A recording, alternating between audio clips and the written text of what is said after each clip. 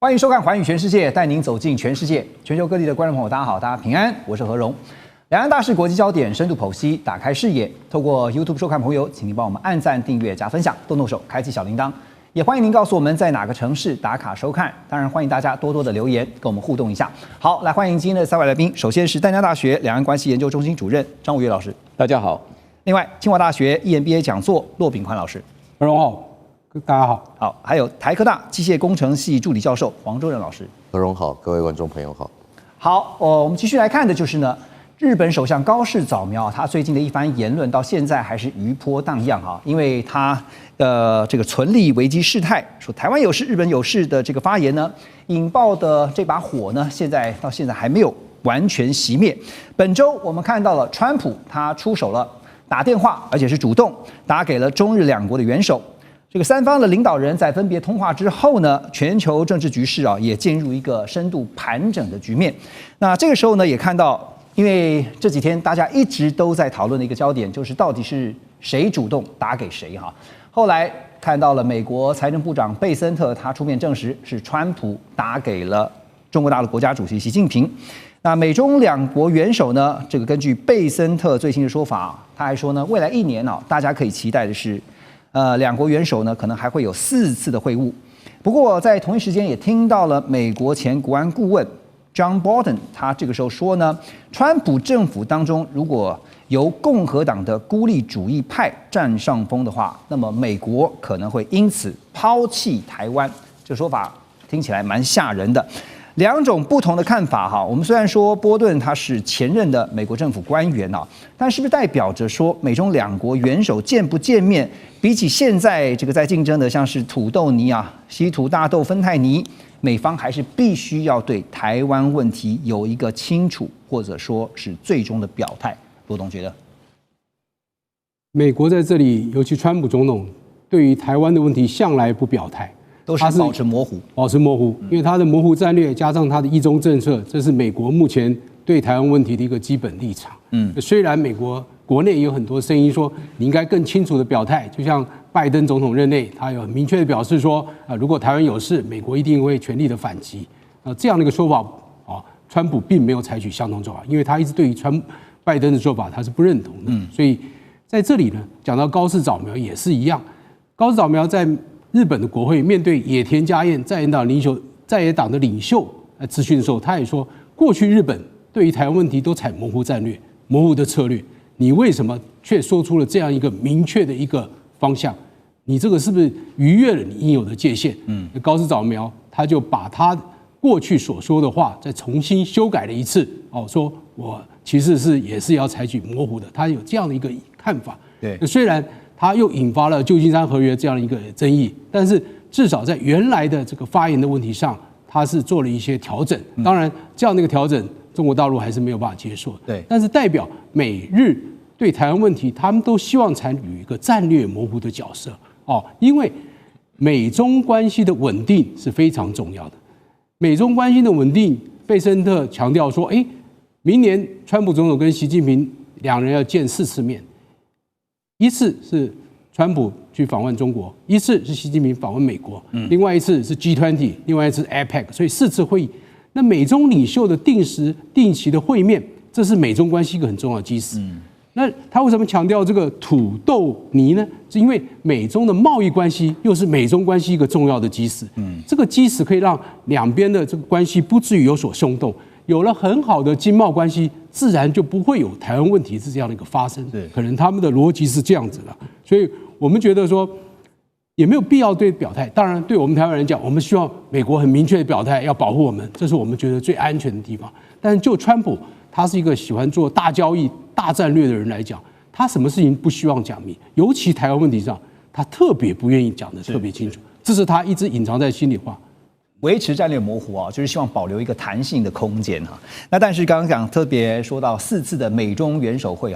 现在外界也有分析说4次也不要先太乐观的太早因为这4次会不会之后有变数而因此影响呢？不过看一下这4次的美中元首会就是刚才骆老师有提到的，包括了 APEC 就是明年11月，那这次这个明年的 APEC 呢是在深圳举办，还有呢就是呢川普他先前不是讲了吗？在2026的4月。那会到中国大陆进行国事访问。之后呢，这个习近平也会回访，还有就是 G20。好，那中国大陆国防部哈，因为我们看到整个中美的博弈或者讲说竞争，其实不管从外交上、从经济上、从政治、军事上面都可以看得出一些端倪。军事的部分呢，中国大陆国防部最近是举行例行的记者会，在会中证实了一件事，就是中美海上军事安全磋商机制第2次的工作小组会议，还有年度会晤，18号到20号是在美国夏威夷举行。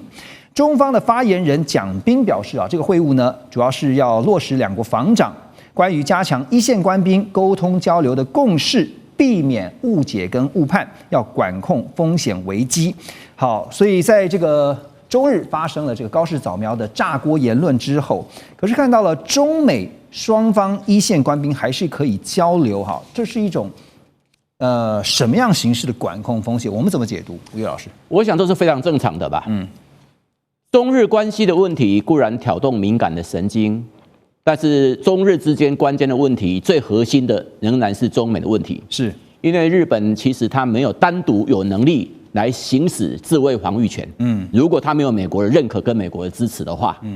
那因此我们看到说，如果以目前为止，那川普总统跟习近平既然在10月30号都已经见面了，那川普总统跟习近平也在11月20号彼此通了电话的。我们甚至可以看到什么？美国的防长就是他们叫战争部长赫塞斯，他在10月31号在东协的防长的扩大会议，也跟大陆方面的国防部长董军双边举行会谈，而且赫塞斯说，双方的美中的军事关系是前所未有的良好的。所以从这个角度，我们可以看出什么？美中之间不管是最高领导人的层级，还是有关于外交的层级，还是有关于经贸的层级，就是贝森特跟何立峰，还是有关于双方防长的层级，不管是董金跟赫塞斯，还是有关于这一次是属于严格讲副部长的层级。那双方这种保持各式各样沟通管道的畅通，就是想要避免误判，就是想要管控风险，就是避免所任何擦枪走火可能。所以这样做才是正常的吧？可是这个军事的互信刚刚您说这个不管现在是增进这个一线官兵之间的这个交流的互动那但是从几个层面可以继续看后续中美之间彼此的往来。中美之间的往来大概最关键的问题，就是双方领导人的会谈。我想北京方面大概针对川普总统大概已经明确做了定性的，美中关系最关键最敏感的就是所谓的最高领导人的会晤，跟最高领导人就算不会晤通电话。对，因为双方的领导人唯一现在都可以完全的拍板跟定案。就换言之，美国方面不管谁怎么讲，从中方角度都不重要，川普怎么讲最重要的。从美方的角度来看的话，习近平怎么讲也是最重要。所以美中之间只要高层的管道能够维持畅通，双方在经贸议题，就是我们看到何立峰跟贝森特，双方在有关于国防问题，我们看到就是赫塞斯跟董军，双方在所谓外交的问题，就是王毅乃至于跟目前美国的国务卿，这只能够保持各式各样对话。美中关系只要维持对话，它就不会失控。美中关系只要能够维持一个良性的一个互动，它就不会有意外跟擦枪走火的可能。所以不用特别去看中日关系好像是特别的紧绷，会上纲上线的。只要美中关系维持它良好对话，我相信中日之间来讲的话，不会有大规模的失控问题出现的。确实这个中美两强的都是领导人说了算其他的你说就算是国务卿也好就是外长嘛，那还有就是军方的说了，最后拍板定案的还是领导人所以现在最近也看到日本方面不是有前官员也特别提到说，中日之间的纷争，就习近平的一句话是决定了接下来日本应该要怎么样处理那你要怎么样处理呢？这个日本最近不是也说了吗？说如果真的走到军事这一个，我们是有能力，他说日本有能力是能够把福建舰给击沉的结果呢，中方现在就最后就开始吵起来了就说，那你真的是痴人说梦。说到福建舰，《世界报》有一个最新报道他们认为这个福建舰呢是中国大陆海军的第3艘航母，但是特别强调它是第1艘摆脱了过去陈旧俄罗斯式设计的潮旧这个是一艘真正的中国国产航母。那中方发言人蒋斌也是语带玄机的说呢，我们是始终根据国家安全还有装备技术发展的需要，推进航母的建设。美国肯塔基大学派特森外交国际商业学院的助理教授叫罗伯特·法利，他则是指出他说，如果是讲核动力航母现在看到法国是除了美国以外唯一拥有这个核动力航母的国家，但是法国戴高乐号的2个阿哈法K15反应炉只能够输出300兆瓦的输出功率，这个功率还不到福特号这个核子航母的动力的一半，所以拉回来看科技的部分、技术的部分，核反应炉应该就是核动力航母的技术关卡。所以黄老师从这个您的了解这个核反应炉，而且在一个核子航母的这个动力的角度来看的话，中方现在接下来就是要发展它的核动力航母它的能力跟它的挑战各是什么？这个其实是一个还蛮复杂的问题。那其实它从核反应炉来看，其实它整个是一个能源嘛。那各种物理学家、各种科学家其实一直都在追寻的是所谓能源的圣杯。我们希望拿到一个 Grail， 那这个能源是可以持续去运作，然后在瞬时的时候可以得到一个很高的能源转换效率。对。那其实讲核反应炉，我们就先回来科普一下。核反应其实大家都非常理解嘛。其实说白了，它本质上就只有2件事情，要么是核分裂，要么是核融合。核融合。那核分裂技术是目前至少在我们人类可用的技术。那核融合是我们不断在追求的一个技术。那但在这个可控的核分裂之下，它就是一个很有趣的问题。控制得好叫核能反应炉，控制不好就叫核爆，它就爆炸了。那核反应炉这个东西，它本身其实相当单纯，其实我们就可以把它想成说，在这个这么巨大的能量，我们就根据爱因斯坦的质能方程式 E 等于 mc 平方，或者这个能量里面，我们透过这个核反应炉里面对它的中子进行减速，去达到可控的情况下，把这个所谓核产生的大量能量换成我们可控的热能量或者是电能量，这就是一个比较单纯的一个物理机制过程。那中方现在，当然我们知道它已经有这个核子发展的能力包括它的核弹，包括现在讲到的接下来要推的核动力航母，但是在技术上面，是不是也有一些是从过去的经验来看的话，它的一些挑战是什么？挑战就是时间不够嘛。其实